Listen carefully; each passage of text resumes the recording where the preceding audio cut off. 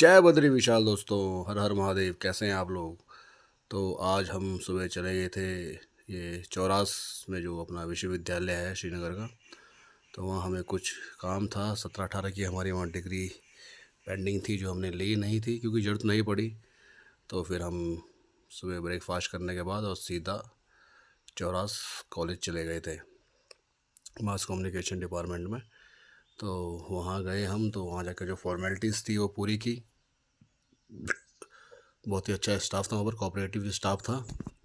तो जो काम हमारा 1-2 घंटे में होना था वो जान पहचान के कारण जल्दी हो गया। तो उन्होंने सब हमारी पूरी हेल्प की एप्लीकेशन लिखने में और ये सब कुछ करने में। तो हमारे दूसरे मित्र अपने काम से जा रखे थे, उनका भी कुछ काम था यहाँ पर कॉलेज के अंदर। तो ये कुछ नज़ारा था, वहाँ बहुत हरियाली थी और बहुत ही एकांत वातावरण था, बहुत शांति, और पेड़ के नीचे तो बहुत ठंडक अच्छा महसूस हो रहा था। तो कॉलेज बहुत ही अच्छा बनाया गया है। और उसके बाद तो बहुत डेवलपमेंट हो गया आजकल, रोड वगैरह बहुत एकदम अच्छी बन गई है, गेट बन गया है, पुल बन गया है। और ये देखिए आप आसपास के नज़ारे, एकदम हरियाली, हरा भरा, बिल्कुल एकदम एकांत शांत, जैसे बच्चों को चाहिए पढ़ने के लिए वैसे ही है। तो हर चीज़ की सुविधा इस कॉलेज में, आप भी आइए और जो भी आपने कोर्स डिग्री जो भी परस्यू करनी है तो यहाँ पर आके आप कर सकते हैं। क्योंकि ये श्रीनगर विश्वविद्यालय है, सेंटर है गढ़वाल का। तो लगभग यहाँ चमोली, उत्तरकाशी, हिमाचल बॉर्डर, पौड़ी के तो आते ही हैं, कोटद्वार, एवं देहरादून, गाज़ियाबाद, यूपी के बच्चे भी यहाँ पढ़ने के लिए आते हैं। तो हर तरह की फैसिलिटी यहाँ पर, हर तरह का कोर्स आपको कुछ भी करना है, जैसे मास कम्युनिकेशन हो गया है, बीटेक हो गया है, एमटेक हो गया है, बीए हो गया है, पॉलिटिकल हो गया है, किसी भी विषय में आपको मास्टरी करनी है, डिग्री लेनी है तो आप यहाँ से कर सकते हैं। बहुत ही प्रसिद्ध विश्वविद्यालय है। तो मेरा तो बहुत टाइम बाद आना हुआ इधर। तो हमारे जो मित्र गण थे वो तो जा रखे थे अपनी डिग्री लेने के लिए, और मैं एप्लीकेशन लगा के आ चुका था।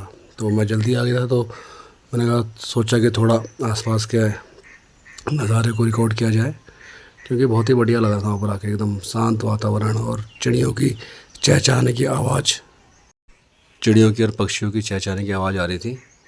तो ऐसा है, फिर मैं पहुंच गया वहाँ काम करके अपने पौड़ी की तरफ। और ये प्रेम नगर में एक है स्टॉप, पौड़ी से 2-3 किलोमीटर पहले। तो वहाँ पर ये एक नेचुरल पानी का स्रोत है। तो यहाँ पर आया मैं, तो यहाँ पर मैंने अपना मुंह हाथ धोया, एकदम फ्रेश इनफ हुआ, रात की थकान मिटाई, और जो भी दिन भर, क्योंकि मैं 12-1 बजे यहाँ पहुँच गया था, 1-1:30 बजे के आसपास। तो पानी पूनी पिया, बहुत ठंडा पानी था, फ्रिज के जैसा पानी था, एकदम नेचुरल जड़ी बूटियों का पानी। तो मैंने पूरा हाथ धोया, हाथ मुँह धोया, पाँव धोए, एकदम फ्रेश हुआ।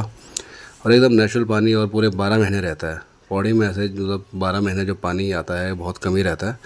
तो ये उनमें से एक जो है धारा है, जो कि प्रेमनगर मेरे मामा जी के यहाँ पर है, मेन रोड पे ही है। फिर मैं चले गया पौड़ी उसके बाद, और मैं चले गया कैंटीन में। तो कैंटीन में अभी लंच चल रहा था, तो मैंने कहा लंच ख़त्म होने वाला ही था, तो चले गया मैं कैंटीन की तरफ। क्योंकि सुबह के टाइम तो बहुत भीड़ होती है, तो इसलिए मैं लंच के टाइम पे आया। तो 2 बजने वाले थे, इनका लंच समापन होने वाला था। तो मैं अंदर गया, तो अंदर तो इस टाइम पूरा खाली था, क्योंकि जितने भी आसपास के गांव के लोग आते हैं तो गाड़ी ना मिलने के कारण सुबह जल्दी आते हैं, और लंच के टाइम तक अपनी गांव की गाड़ियों में सामान लेके या जो भी उनका काम होता है वो करके निकल जाते हैं। तो हमेशा मैं लंच के बाद ही आता हूँ, उस टाइम कैंटीन पूरी खाली रहती है, क्योंकि फिर लोकल पौड़ी के लोग, आसपास के लोग ज़्यादा रहते हैं। तो इस टाइम सब लंच पे गए हुए थे। तो एक्चुअली मुझे यहाँ पर कैंटीन के कार्ड लेने आना था, और क्योंकि थोड़ा बहुत मैंने पता करना था ग्रोसरी में क्या क्या सामान आ रखा है। तो ये खुल गया था, ये इनका वाइन डिपार्टमेंट है। तो मैंने पूछा जी क्या क्या है आपके पास, तो इन्होंने बोला ये सब कुछ है। 100 पाइपर टीचर, वोडका थी, एंटीकोटिक थी, रॉकफोर्ड थी, ब्रांडी थी, बियर थी। तो ये सब आइटम इनके पास अभी अवेलेबल थी। तो उसके बाद वहाँ सामान लेके और मैं चले गया अपने दोस्त के पास, जो कि एक प्रख्यात वकील हैं पौड़ी में, इनकम टैक्स और आयकर और जीएसटी ये सब देखते हैं, और केस वगैरह भी करते हैं। ये देखिए पौड़ी में है इनका ये कैबिन है, बिल्कुल मेन बाज़ार में, बस अड्डे के सामने है। तो ये इनकी रजिस्ट्री जो मैं लाया था देहरादून से, इनको मैं हैंड ओवर करने आया था। तो ये है हमारी बहुत पुराने मित्र हैं, और पौड़ी में इनका ये अपना कैबिन है, और ये जीएसटी, इनकम टैक्स और बाकी केस वगैरह भी देखते हैं। हाई कोर्ट, सुप्रीम कोर्ट में बहुत अच्छी पहचान है इनकी। तो मेरे सारे जो काम है मेरे और मेरे मित्रों के, यही देखते हैं, तो पौड़ी में ही रहते हैं। तो ये जी इसके बाद उनके ऑफिस के बाहर से पौड़ी का नज़ारा है। यहाँ से ये पौड़ी का बस अड्डा जो कि बनने में बहुत ही टाइम लगा, इसको प्रख्यात बस अड्डा बोला जाता है। 2-2.5 दशक से ज़्यादा लग गया था इसको बनने में। तो फाइनली ये इस बार बन के तैयार हो गया था 1-1.5 साल पहले। तो ये इनकी पार्किंग वगैरह है, अब मतलब पार्किंग सुविधा बहुत हद तक यहाँ पर सही हो गई है। और पार्किंग सुविधा सही हो भी गई है क्योंकि जो पौड़ी के ज़्यादातर लोग हैं, टीचर्स लोग हैं, अच्छे एजुकेटेड लोग हैं, सब शिफ्ट हो गए हैं देहरादून या कोटद्वार। तो जो भी पौड़ी में थोड़ा बहुत अच्छा कमाता है वो सीधा प्लान कर लेता है देहरादून के लिए या कोटद्वार के लिए या दिल्ली के लिए या ऋषिकेश, क्योंकि पौड़ी में जितने भी ऑफिस वगैरह थे सब तो शिफ्ट हो गए हैं अब देहरादून। अब थोड़े बहुत ही जो ऑफिस हैं वो रह गए हैं।